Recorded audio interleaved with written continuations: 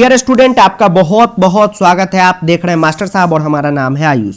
तो स्टूडेंट, आज के इस वीडियो में जिस पोयम को हम पढ़ने वाले हैं उसका नाम है क्लास 10 हिंदी कोर्स से क्षितिज बुक का चैप्टर नंबर 5 उत्साह तथा अट नहीं रही है। इस पोयम को लिखा है सूर्यकांत त्रिपाठी निराला अंकल ने। तो सबसे पहले आपको पोयम अच्छे ढंग से लाइन बाय लाइन समझा देंगे, साथ में MCQ करा देंगे और इस पोयम से जितने भी इंपॉर्टेंट क्वेश्चन है वो भी प्रैक्टिस करा देंगे। तो आज का जो ये वीडियो है आपके लिए कंप्लीट पैकेज होने वाला है और पोयम आपको समझ में आएगा ही आएगा। बस पेशेंस के साथ पूरा वीडियो देखिएगा। हिंदी प्लेलिस्ट डिस्क्रिप्शन में है, उसको चेकआउट कर लीजिएगा। उसमें सारा वीडियो पहले से अवेलेबल है। उसको देख के अगर आप एग्जाम देने जाते हो तो आपका फुल मार्क्स आएगा। तो चलिए स्टूडेंट, करते हैं पोयम को स्टार्ट। स्टूडेंट, इस पोयम को लिखा किसने है? तो सूर्यकांत त्रिपाठी निराला अंकल ने। इस बार लेखक का नाम भी जानना जरूरी है क्योंकि MCQ है, तो लेखक का नाम पूछ भी सकता है और पूछेगा ही। तो उत्साह तथा अट नहीं रही को किसने लिखा है? तो सूर्यकांत त्रिपाठी निराला अंकल ने इस पोयम को लिखा है। अब चलिए स्टूडेंट, करते हैं पोयम को स्टार्ट। उससे पहले आपको बता दें कि इस पोयम को 2 भागों में बांटा गया है। ये पोयम आपके लिए तो एक ही चैप्टर है, लेकिन है ये 2 पोयम।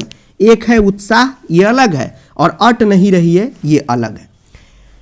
अभी तो आपको लाइन बाय लाइन हम समझाएंगे ही, लेकिन उससे पहले आपको बता देते हैं कि पोयम में है क्या। ठीक है, उत्साह कविता के माध्यम से, यानी उत्साह कविता के थ्रू कवि जो है बादलों से रिक्वेस्ट करते हैं कि हे बादल तुम बरसो गरजो, क्योंकि पृथ्वी पे लोग परेशान हो चुके हैं। और कवि कहते हैं कि जो भी लोग दुनिया में कुछ क्रांति लाना चाहते हैं, कुछ बदलाव लाना चाहते हैं या कुछ नया चीज करना चाहते हैं, तो वह जो अपना आइडियल है, अपना जो आदर्श है, वो बादल को मान सकते हैं। क्यों? क्योंकि बादल बहुत ज़्यादा शक्तिशाली और बलवान है। अट नहीं रही है में स्टूडेंट, कभी फागुन का महीना जो होता है, जो होली का टाइम होता है, फगुआ जिसको कहते हैं रीजनल लैंग्वेज में, तो उस फागुन का जो महीना है उसकी क्या करते हैं? तो तारीफ करते हैं। तो चलिए स्टूडेंट, करते हैं पोयम को स्टार्ट। तो ये उत्साह पहले पढ़ाएंगे और फिर आपको पढ़ाएंगे अट नहीं रही है। कोई भी पोयम पढ़ने से पहले आपको शब्दार्थ जानना जरूरी होता है। बिना शब्दार्थ जाने आप पोयम पढ़ेंगे तो आपको समझ ही नहीं आएगा। तो सबसे पहले आप शब्दार्थ को पकड़िए। शब्दार्थ उत्साह का बताते हैं। निधाग का मतलब होता है गर्मी। गर्मी मतलब गर्मी, गाना चलता है ना आजकल, हाय गर्मी, वही वाला गर्मी। धराधर का मतलब होता है बादल, बादल आप समझ ही रहे हैं। ललित का मतलब होता है सुंदर।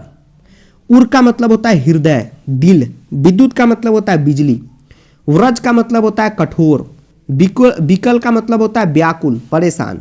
उन्मन का मतलब होता है अनमने, यानी जब आपका मन उदास रहता है तो कैसा माहौल होता है, वही वाला को कहते हैं अनमने।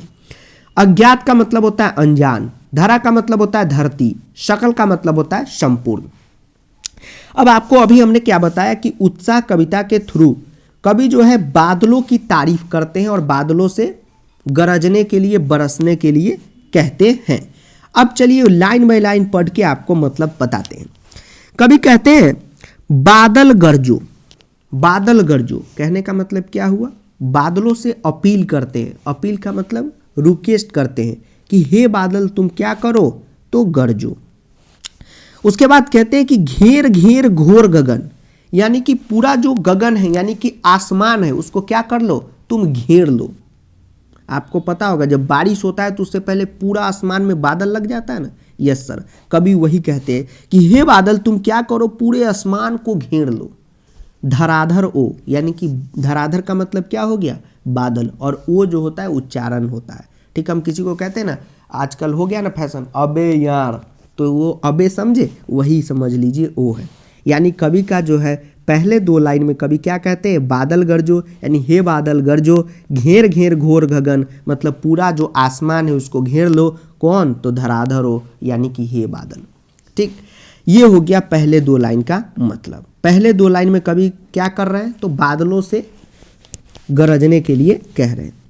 अगले लाइन में जो है स्टूडेंट, कवि जो है बादलों की तारीफ करते हैं। क्या कहते हैं कि ललित ललित, तो ललित का मतलब क्या हो गया? सुंदर। कवि कहते हैं ललित ललित काले घुंघराले। कवि कहते हैं कि हे बादल तुम क्या हो? तो ललित ललित, यानी सुंदर सुंदर हो, बहुत ही तुम सुंदर हो। काले हो घुंघराले हो। तो आपको पता होगा कि बादल किस कलर का होता है सर, काला होता है। सर उजला तो लगता रहता है हमें, नहीं नहीं, जब वर्षा होता है तो काला काला घटा छा जाता है ना, यस सर, तो इसी टाइप का ना बादल रहता है। ये देख रहे हैं, ये जो काला है ऊपर, यस सर, तो इसी टाइप का काला बादल होता है। और घुंघराला, तो घुंघराला किसे कहते हैं, तो आप छोटे बच्चे को देखेंगे जिसका बाल ऐसे ऐसे ऐसे ऐसे घुंघराले वाले हैं, तो उसी को घुंघराला कहते हैं। तो आप यहाँ देख सकते हैं, ये देखिए घुंघराला टाइप का है ना, यस सर। तो वही कवि कहते हैं कि ललित ललित काले घुंघराले, यानी हे बादल तुम सुंदर हो, काले घुंघराले कलर के हो, बाल कल्पना के से पाले। और जब तुम्हारा कल्पना यानी कि जब तुम्हारा इमेजिन करते हैं तो ऐसा लगता है कि किसी बच्चे की तरह तुम हो, और बच्चा को इमेजिन करके जितना खुशी मिलता है तुम्हें भी इमेजिन करके मुझे उतना ही ज़्यादा खुशी मिलता है। तो आप कोई घुंघराला बच्चा को देखें, वो एकदम ठोला रहता है, मेनी पोको पैंट वगैरह पहनता है, जो अपना नाम भी सही से नहीं लेता है, ऐसे बोलता है मम्मी दी पापा दी, ठीक। तो वैसे बच्चे से कवि जो है बादल की तुलना करते हैं। कवि कहते हैं कि विद्युत छवि उड़ में, विद्युत छवि उड़ में कहने का मतलब है विद्युत मतलब बिजली, छवि उड़ में यानी कवि कहते हैं कि तुम्हारे उड़ यानी कि हृदय में ही बिजली है, ठीक है। कवि नवजीवन वाले, यानी कवि का इस लाइन से मतलब ये है, ये मतलब है स्टूडेंट कवि का, ये विद्युत छवि उड़ में कवि नवजीवन वाले, इस लाइन से ये मतलब है कि हे बादल तुम तो इतने ज़्यादा शक्तिशाली हो, इतने ज़्यादा बलशाली हो, बलवान हो, क्योंकि तुम्हारे दिल में ही क्या है, तो विद्युत है, बिजली है। अब बताइए जिसके दिल में ही बिजली हो वो कितना ज़्यादा शक्तिशाली होगा। आप अगर अभी बिजली को छू देंगे तो भगवान जाने क्या होगा, और वो दिल में ही क्या लेके बैठा है, बिजली लेके बैठा है। सर कैसे, तो आप देखते हैं जब भी बारिश होती है तो उससे पहले क्या होता है, खूब ज़्यादा लाइटनिंग होता है। लाइटनिंग जानते हैं ना, जिसको हिंदी में लौका कहते हैं, यस सर, तो वो बिजली ही न रहता है। तो वही तो कवि कहते हैं कि विद्युत छवि उड़ में कवि नवजीवन वाले।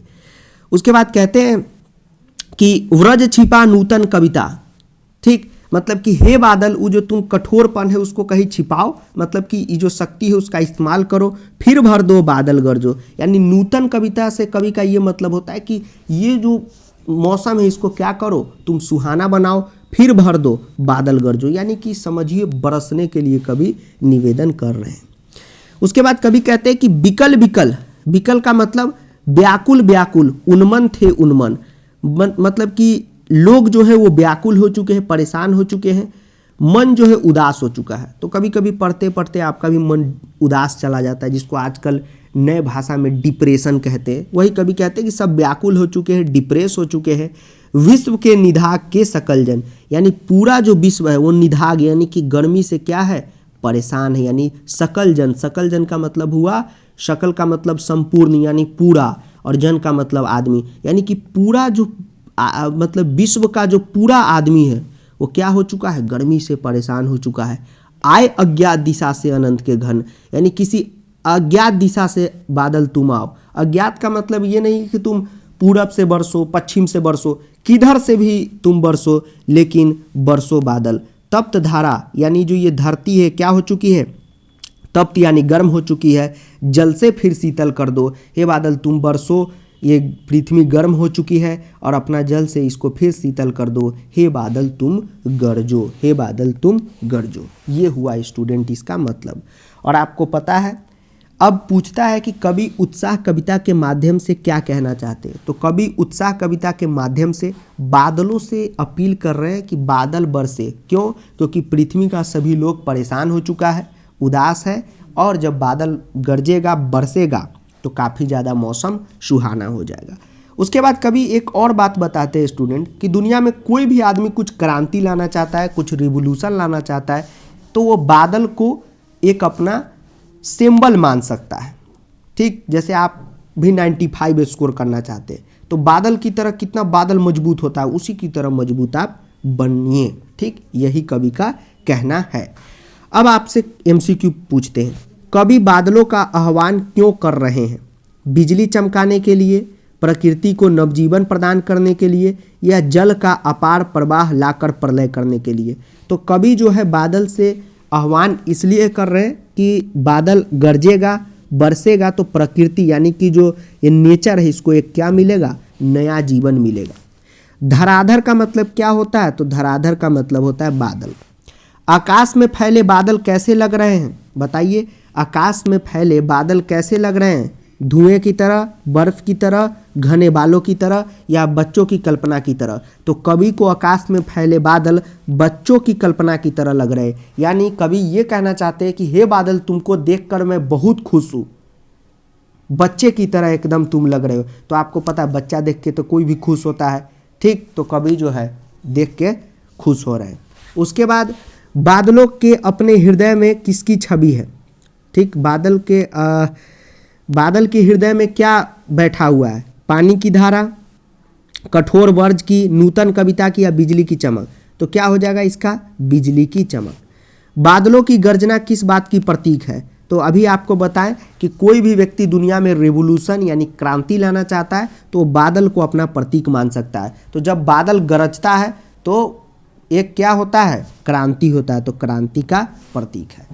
तो अगला जो आपको कविता पढ़ाते हैं उसका नाम है अट नहीं रही है। ठीक, इस कविता के थ्रू स्टूडेंट कवि फागुन का जो महीना होता है उसकी तारीफ करते हैं।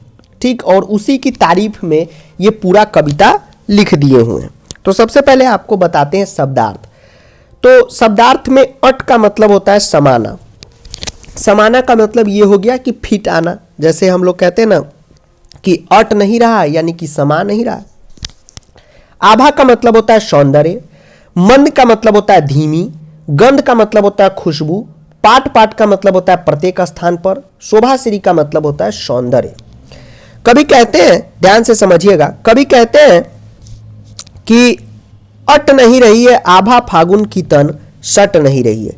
कहने का मतलब ये है कि निराला अंकल जो है आपके वो कहते हैं कि ये जो फागुन महीने की आभा है, यानी फागुन महीने की जो खूबसूरती है यह समा नहीं रही है। मतलब वो जो है बताते हैं कि फागुन का जो महीना होता है वो इतना ज़्यादा खूबसूरत होता है, वातावरण जो इन्वायरमेंट है इतना ज़्यादा खुशनुमा हो जाता है, अच्छा हो जाता है कि वह समा नहीं रहा है। वह क्या है? तो समा नहीं रहा है। अब ये बात समझिए, आप फागुन के महीने को तुलना कर सकते हैं। जब आप क्लास 10 का तो अभी एग्जाम देने जा रहे हैं, आप क्लास 10 में स्टार्टिंग किए थे, पहला दिन अप्रैल का महीना, याद कीजिए कितना मज़े में पढ़ाई हुआ था। यस सर, क्लास में ट्रिग्नोमेट्री हुआ था, मैथ में सर घर पे आए थे, होमवर्क बनाए थे, बहुत सर मज़ा आया। ठीक, अभिनव आपके साथ परेशानी, उस समय कितना मज़ा आता था वो, और उस समय इतना खुश रहते थे आप। यस सर, तो वही कवि कह रहे हैं कि आभा है वो फागुन की सौंदर्य है जो क्या है? तो समा नहीं रही है। मतलब फागुन का महीना इतना ज़्यादा वातावरण को खुश करता है कि वह क्या है? तो समा नहीं रहा है। जैसे आपको हम कह दें कि एक बैग लेके आपको आना है और एक घर रुपये आपको दे दे और कहे कि इसमें भर के ले जाओ, तो आप क्या कहेंगे कि इतना रुपया है कि बैग में समा ही नहीं रहा है, कितना भर के ले जाए। वही कवि जो है फागुन महीने की तारीफ करते हैं। कवि फागुन को कहते हैं, फागुन महीने को, कि कहीं सांस लेते हो घर घर भर देते हो। यानी महीने को कहते हैं कि तुम सांस लेते हो तो घर घर भर देते हो। तो सांस लेने का मतलब ये हो गया स्टूडेंट कि जैसे आप अगर सांस लीजिएगा, ऐसे लीजिए, और सांस को तो आप लेके अपने अंदर रखेंगे नहीं, सांस को तो छोड़ेंगे ही। यस सर, तो कभी वही कहना चाहते हैं कि हे महीने, हे फागुन, तुम जब सांस लेते हो और छोड़ते हो सांस को तो घर घर भर देते हो। यानी कि तुम जो है वातावरण को काफ़ी ज़्यादा सुगंधित कर देते हो। उड़ने को नभ में तुम पर कर देते हो, और पूरा जो मतलब कि धरती क्या आसमान क्या, पूरा का पूरा धरती हो आसमान हो सब जो है एकदम खूबसूरत है और सुगंधित हो चुका है। आँख हटाता हूँ तो हट नहीं रही है। यानी कभी कहते हैं कि अगर मैं आँख हटाता हूँ यानी आँखों को बंद भी कर लेता हूँ तो मैं यह मतलब कि महसूस कर सकता हूँ कि ये फागुन का महीना है। ठीक, जैसे अगर आपके सामने हम रख दें पिज्ज़ा और आपके सामने रख दें समोसे और आपको कहे कि आंख बंद करके बताना है, तो आप बता सकते हैं ना आंख बंद करके कि हाँ ये समोसा है, ये पिज्ज़ा है। तो वही कभी कहते हैं कि मैं अगर आंख हटाता हूँ, आंख हटाता हूँ का मतलब हो गया आंख को बंद कर लेता हूँ, फिर भी मैं बता सकता हूँ मतलब कि ये फागुन का महीना है, और आंख हटाता हूँ तो हट नहीं रही है। मतलब कभी ये कहते हैं कि अगर मैं आंख भी हटाता हूँ तो ऐसा नहीं है कि ये कहीं गायब हो जा रहा है। आंख बंद रहे या खुला रहे, जो खुशबू है, जो वातावरण का जो माहौल है, वह आंख बंद करने के बाद भी मुझे महसूस हो रहा है।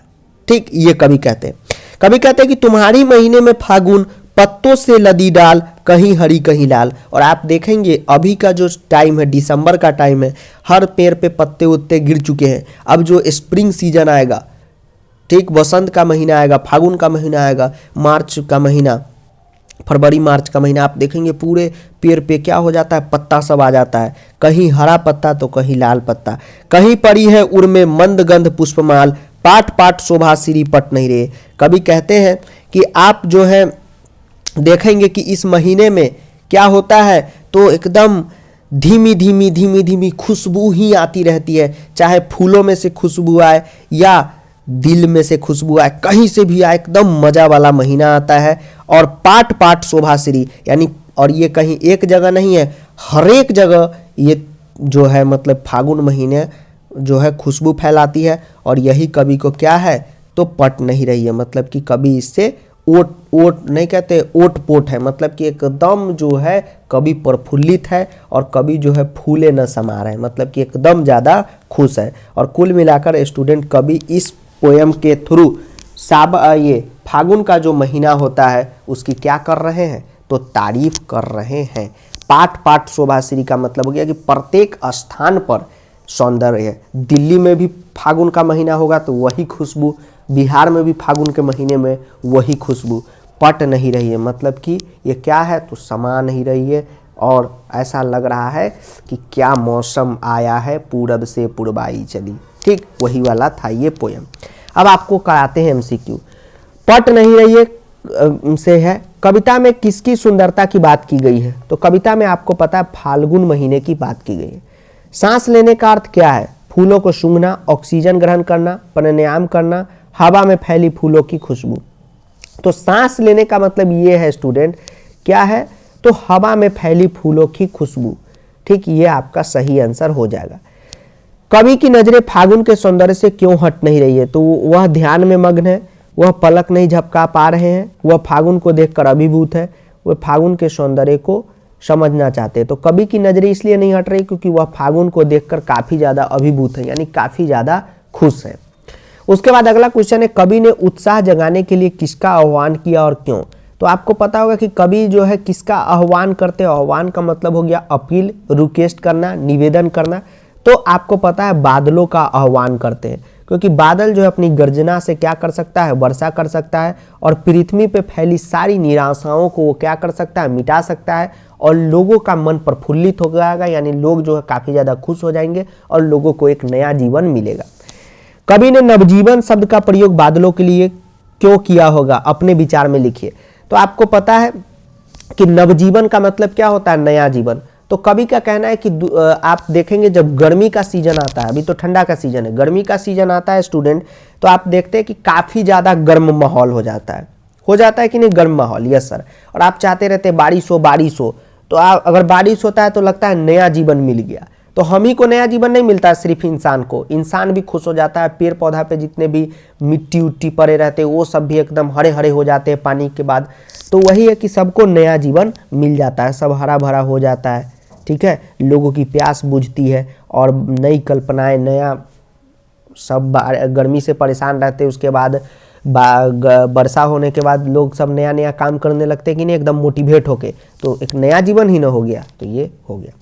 अट नहीं रही कविता में किस ऋतु का वर्णन है, तो अट नहीं रही कविता में फागुन मास का वर्णन है और क्या क्या कवि कहे हैं उसके बारे में पूछ रहा है, जो आपको लिख देना है। तो आज की इस वीडियो में इतना ही, मिलते हैं अगले चैप्टर में। डिस्क्रिप्शन में सारा वीडियो का लिंक है, तो फॉलो कीजिएगा, कोई दिक्कत आपको नहीं होगा। और कोई भी दिक्कत हो, कोई भी लाइन समझने में दिक्कत हो तो कमेंट जरूर कीजिएगा। Thank you.